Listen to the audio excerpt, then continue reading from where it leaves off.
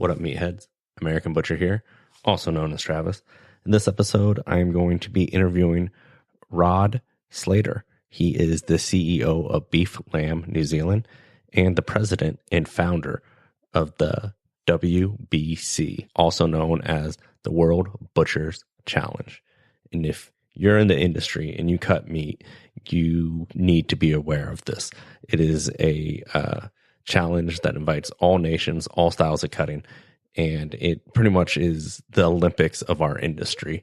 And it's real interesting to see how it evolved, what it came out of, and where it's going, who's invited, how many people are on a team, what are the expectations. It's super exciting. It's being held in Belfast, Ireland. So Polish Gun, I need a place to stay. In late March of 2018, and for the exact dates, it's 20th to the 22nd. And it's more than just butchery, even though it's all around this one competition. There's going to be vendors, there's going to be food, there's going to be chefs, there's going to be dinners, and I'm sure there's going to be amazing after parties. But equally as interesting is Rod's life, how he came up. It's very unique. It's an amazing success story. He has changed our industry in many ways, and they're all for the better. So please enjoy this interview and this great opportunity I had to sit down with Master Butcher Rod Slater. Without any further ado, let's get started. Good cutting enhances the quality of good meat. In his way, the meat cutter is an artist. Poor cutting results in an inferior piece of meat, regardless of quality. Being a part of this community, I think it's really exciting what you've done in your career and what you're doing to help people in our industry. And now with the WBC coming up, and I think America is in it for the first time, that's very exciting. And I just wanted to talk, well, what is the WBC and what is your role in it? Well, thank you for the welcome, and very, very nice to talk to you from the bottom end of the world. The WBC stands for the World Butchers Challenge, and it really goes back to around about 2009, where we had this idea that it might be good to have a competition between Australia. We never thought beyond that. Find our best six butchers and their six butchers and have a competition.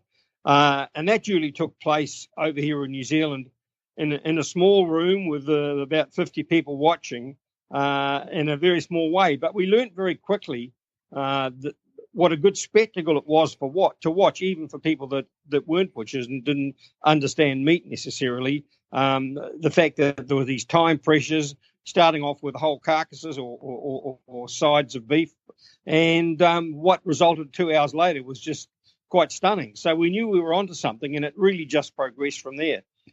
That's awesome. I think that I always go under the belief that you see these accounts online and social media and how many followers they have of people who aren't in the meat industry, and it just goes to show what's obvious to you is amazing to others. So I could see how something like that would grow into what it is nowadays. Absolutely, and people are certainly interested. I know we've hosted the thing. Over and above that one that I just talked about, as the competition progressed, we've now hosted it 3 times or 2 additional times. The last time was in downtown Auckland on an old disused wharf shed, right in downtown Auckland, as I say, and that was between Great Britain, ourselves, and Australia in 2014. And there must have been 500 or 600 people watching it, and those people had actually paid to come in. Yeah. And we're not talking about supporters totally. We're talking about the general public, and that just really convinced us even more that, hey, this is something that has got legs in terms of appeal to an audience. Before all of this, what are your roots? How did you get started in this industry to show your success of where you are now? Well, I was born in it, to be frank. My father was a butcher, so from as long as I can remember, our butcher shop was right next door to the house that I grew up in. So from probably about 4 or 5 years of age, my bare feet were treading in the sawdust, which is what was on the floor in those days. So really it was in my veins, and I knew probably from the age of about 10 that was what I was going to be. So as soon as I was old enough to leave school, I did that, and I joined my father, and he had just a little business, a one-man business, and myself. So it was really small time, and just things grew from there. By the time I was 21, I'd bought a business of my own, and again, a small business, and it just kept growing. And I went into partnership 10 years later with another gentleman, and we established a chain in Auckland, and it was quite successful. And that chain was the Mad Butcher, correct? Indeed, the Mad Butcher, yeah, which became a household name in New Zealand and still is today. I mean, there are nearly 40 stores, I think, today, right throughout the country. My partner, he was known as the Mad Butcher, a real zany character. We modelled the whole of the business around his personality. Nice. I was very much in the background, and we had a very successful partnership for just on 30 years. And then talking about success in New Zealand is not to sound creepy, but looking up your accomplishments and things like that, and then learning about the Quality Mark campaign and seeing some of these just amazing advertisements that you were a part of in this campaign to get people to eat more lamb. Could you tell me about your inspiration and how you fell into that role? Well, that's very interesting because in the early 90s to mid 90s, I was getting stale at running retail stores, and I just wanted a new challenge. So the opportunity to be involved with the marketing in beef and lamb for the whole industry occurred simply because the organisation had become run down, and they really weren't very successful. So the chairman at the time asked me to get involved to see what I could do, and it was one of those things. I went there for 2 weeks, and that was 21 years ago, and it was just like a drug. You could see the opportunities that could be created for the product and the marketing of the product to consumers in New Zealand, because there was no voice out there basically defending the product in terms of misstatements that were made about health, and more so today, actually, as you would well know. Yeah. So it was just really a ride from then on. And as we got more involved with the industry and they liked what we were doing, we got more funding because we are a voluntarily funded organisation. They can leave us tomorrow if they so choose. Any retailer or any packer, processor, farmer can leave us tomorrow if they so choose. But that hasn't happened. It's gained and gained. Awesome. And the money has enabled us to start thinking outside the square in terms of television commercials and that sort of thing. And in the early days, we hooked into a very creative and inexpensive ad agency, which came up with some great ideas. And nowadays we do it all ourselves, but they were in the early days. And the thing is about commercials or television is not as important today as it was 20 years ago, because it was basically what everybody watched. It was the main means of communication. But you had to consider not only were you talking to the consumer, but you were also talking to the people that were paying you, that is the butchers, the packers, and the farmers. So you had to produce something that they liked as well. So we made very sure that the ads we produced appealed to them just as much as they appealed to the consumer. And if you've got them on your side, they put all the effort in at the shop counter, where the customer comes, and it's a win-win. Yeah. And talking about the changing in advertising, is it more difficult now with social media or easier to get the word out about any form of advertising and what you're experiencing as far as with the WBC or with the Beef New Zealand or Beef Lamb New Zealand campaign? The answer to that is probably both. It is more difficult, but there are massive opportunities. And look, it was really easy in the era that I was just talking to you about, because particularly in New Zealand, we had 2 television channels. Yeah. So you advertised on both of them, and you were getting to the majority of New Zealanders.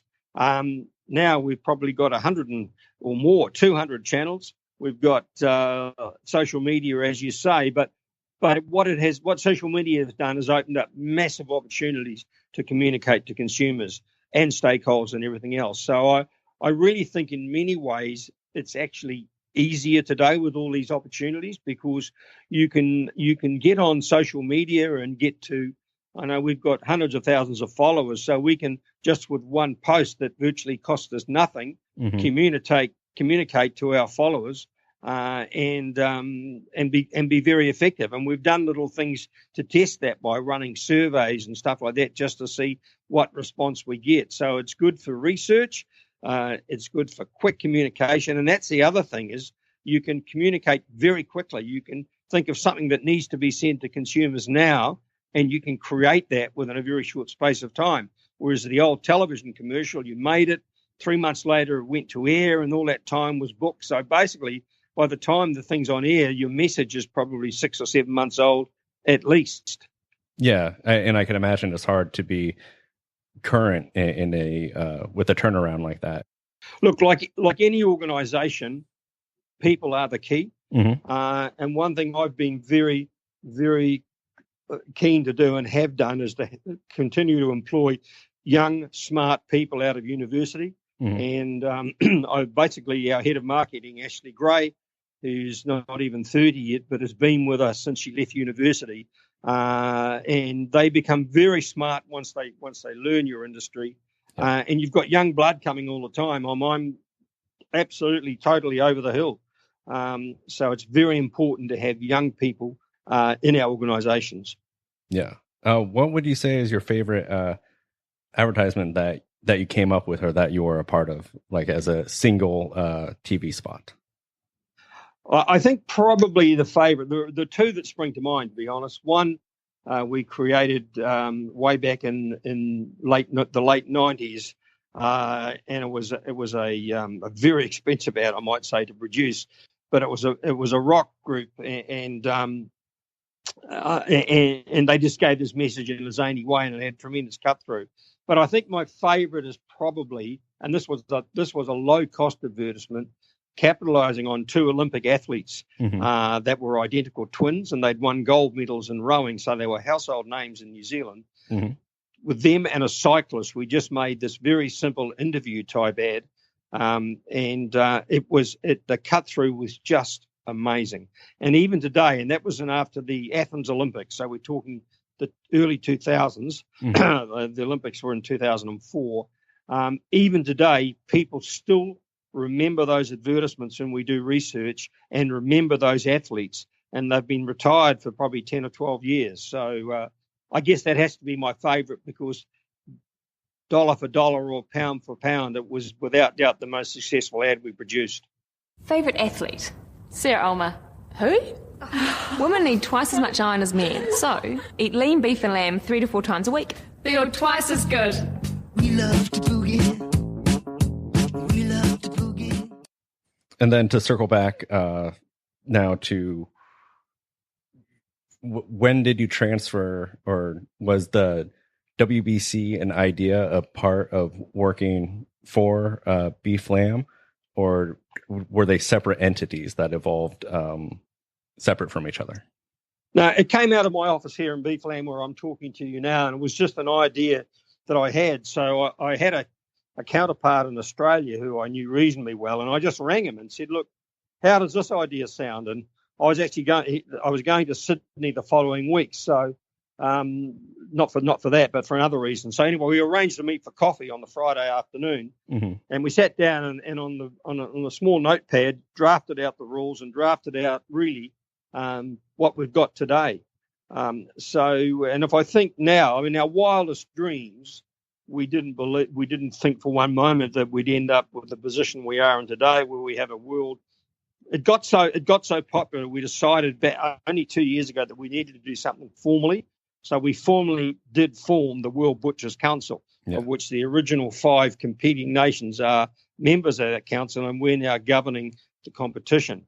So if we fast forward to Ireland in next year, actually in March, we'll have 12 teams competing, and we're on the verge of having a waiting list because we can't cater for any more than 12. And this is right throughout Europe. As you say, the United States have entered the team. And so really it's just gone beyond our wire. The most important thing now is to make sure we don't have too much of a tiger by the tail and we can control it. And so far we're doing that, but compared to the beginnings, in a very short space of time, she's become a really, really big deal. That's amazing. And I think a large part of it is that there is that side where people want to see the best. And if you could showcase them all in one area, yeah, I think it's a great thing you're doing. What are the countries that are signed up as of now? As of now, off the top of my head, I haven't got them in front of me, but I think I can get them. We've got obviously ourselves, Australia, United Kingdom, Ireland, France, Italy, Bulgaria, South Africa, the US, Germany. I think that and we may still, or they're on the wait list, we may still get Spain. So, and Italy, Italy's the other one. And I expect the competition to be, now we're getting Italian butchers involved, and they're very, very smart operators and quite real craftsmen. I think we're going to see a leap forward in terms of the standard of the competition and the products that these teams will produce. Yeah, and talking about different countries, how, just so our listeners at home, what are there major different cuts and casework? I know you can't go into all of it, but I know it does range from country to country. And what would the judges be looking for to I guess even that gap? Well, it starts off at the back end of butchery. In other words, how the meat is being broken down, how clean the bones are, all that sort of thing. The mess created, all that sort of thing you lose points for. And you go right through to how the team are working together. There's marks for that, their cohesiveness. Then forward to the obvious part, that's the display.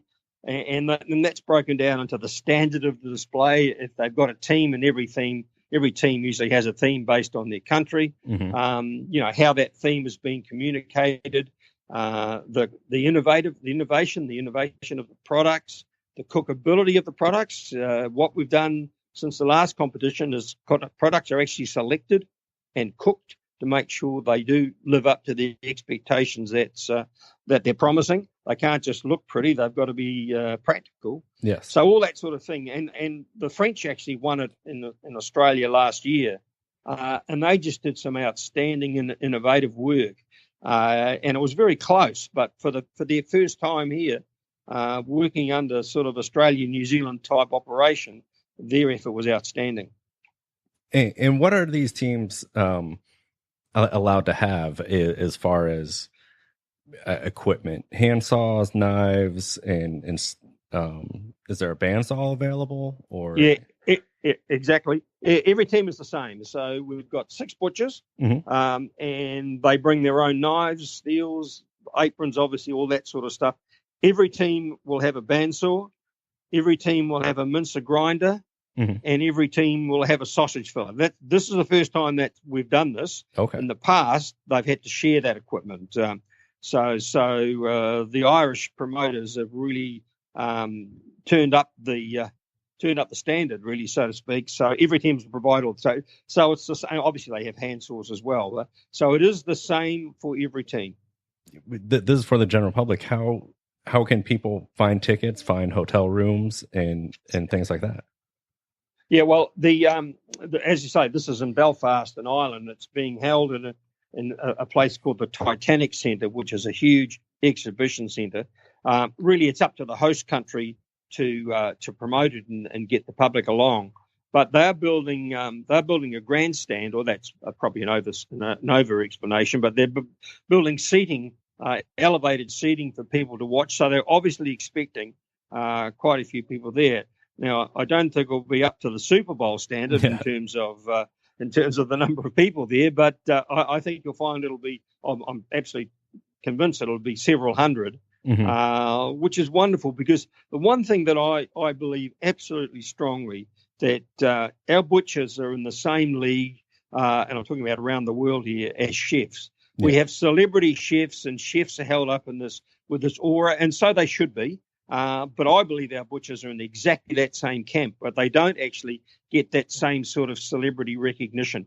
So one of the concepts of this competition was to do just that and make the butchery trade sexy. That we want people to get involved with this wonderful trade and make a career out of it. So that's sort of the ulterior motive underneath all of this. Yeah, and that's awesome. I've always said that every chef I've met here in America wants to be a butcher. And I don't know if it's vice versa. Well, interesting you should say that, because in actual fact, that's starting to happen. I think when I learnt the trade in the 60s and 70s, I mean, we would talk to the customer who really didn't know what the hell we were talking about in terms of cooking instructions and that sort of thing. But butchers today are much more familiar with how meat should be produced, how it should be cooked, and that whether they're passing that on at the personal level, face to face, or whether it's through labeling or whatever. And I'm talking about New Zealand here, to be fair, because we have much more personal relationship with customers as opposed to the standard self-service supermarket. But their knowledge is far greater, and that's all for the good. And then just touching back to the small butcher counter, it's one of the big unfortunates here in the States is that we don't have our local butcher shop anymore. That it is they're few and far between. And I think it's important, and we're seeing a small resurgence here in the States of a small boutique shops popping up. How important is the small retail butcher for that direct line with the customer versus so they could have that one-on-one? And what do you think the future of that is in New Zealand and possibly the world? Well, it's very important, obviously, and there is a future for it. The one thing that butchers, in that sense, can never compete with is convenience, and so small butchers are not going to take over the world, but I do believe strongly that there is a niche there for them, and that niche doesn't need to be very big to have a specialist. Butchers have become destination stores now because people will go. And I'm talking of New Zealand, obviously, but I'm sure it's similar elsewhere. Will go specifically to them at a destination point to get something special or whatever it is. Whereas their supermarket is just down the road and it's convenient and they can get everything else at the same time. So they're becoming and I believe there's a place for both. We have in our New Zealand representative team, the Pure South Sharp Blacks, we have 3 supermarket butchers and 3 independent small butchers. So we've got the cross section there, and we all get on very well. So there's no sort of we hate you and you hate me deal at all. Yeah, and that's great, because I don't like hearing the animosity where as long as people are involved in this industry, I want to support them in any way, from slaughtermen to people working on a boning line to people doing beautiful casework. I think we're all in this together. Yeah. Yep. Totally agree. Yep. You did right. And then one question I get asked a lot from people, and I'd just love to hear your answers. What advice do you have for someone who's young, who wants to get into the trade? Where they get started? Here in America, we don't really have a apprenticeship or trade school program. It's just you start working. I know other countries do. So what would you recommend for someone trying to get in? Well, I think it's not for everybody, because we all know it's hard work, and sometimes the conditions in terms of the cold and all that sort of thing are not easy. But I think it's absolutely a trade with a future. If you do get involved and you learn and you're good at it, you can do extremely well, whether that's opening your own small business or whether that's going to the top of a major commercial operation. But you've got to think seriously about all these things. Look at what the options are around you, because there's plenty of opportunities for young people today in all spheres. But butchering has been here since the beginning of time. It's going to be here for the next 200 years at least, probably longer, because in spite of the development in plant-based products and that sort of thing, there will always be a place for butchering. So it is a career with a future, and but you have to love it. That's the first thing I would say to any young person thinking about doing it. Get in there, have a go, and make sure you love it, because if you love it, it'll be very, very good to you. And then lastly, what is your favorite meat-based item? What's your favorite meal? Well, I have to say, I've probably changed over the years, whereas you had asked me that 20 years ago, I probably would have unhesitatingly said T-bone steak. Mm-hmm. I can remember being away and we were having with my friends, played in the same rugby team together, and we went to Australia and we had T-bone steak for lunch and T-bone steak for dinner at restaurants every day. These days, I'm a real fan of slow-cooked product using secondary cuts.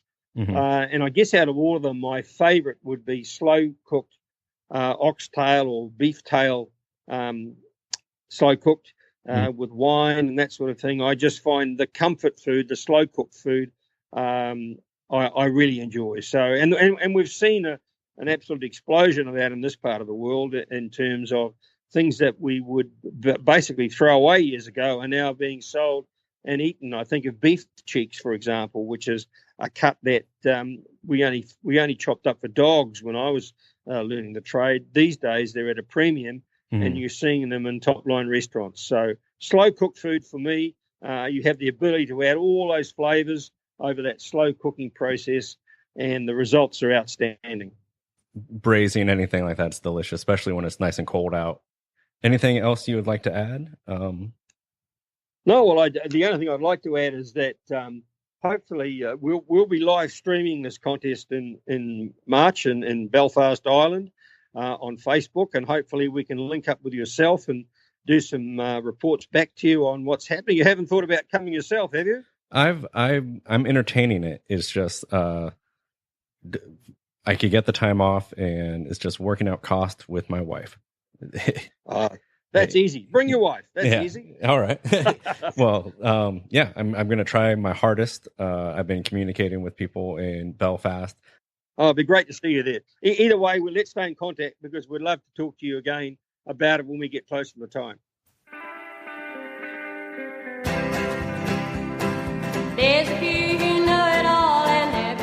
I just want to thank Rod Slater for coming on my show and explaining to our listeners the WBC, and I want to thank his assistant Ashley Hall for making this happen.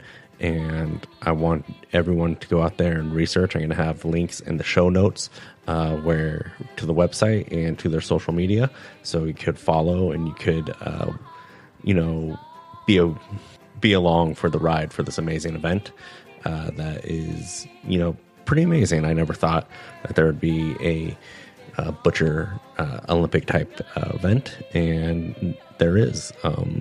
Thanks to Rod and everything he's done. Again, big thanks to him. And next week we're going to be talking about a certain lady is turning 241, and we're going to help celebrate her birthday by talking about American foods and traditions. And that's right, we're going to be talking about the 4th of July and meat. And if you want to contact us, you could do so by emailing us at themeatblockpodcast on Gmail. You could tweet us at themeatblockpod, or you could Instagram us at themeatblock. If you want to get a hold of me, I am at American Butcher on Instagram, or you could email me, and all that's in the show notes. And if you want to support the show, the best way to do that is to go to iTunes, search for us, give us a 5-star review, and leave a comment. And you could do so just like Timberlane Farms out in Snohomish did. They love a lovely review. And another farm, Greelane Farms, also left us a great comment and review. Our intro music was Ring the Bell, and our outro music is Kitten, New Zealand's yodeling queen. I'm still singing country music. Until next time, keep your knives sharp, live in the margin, and keep all your fingers. And we'll see you on the 4th of July.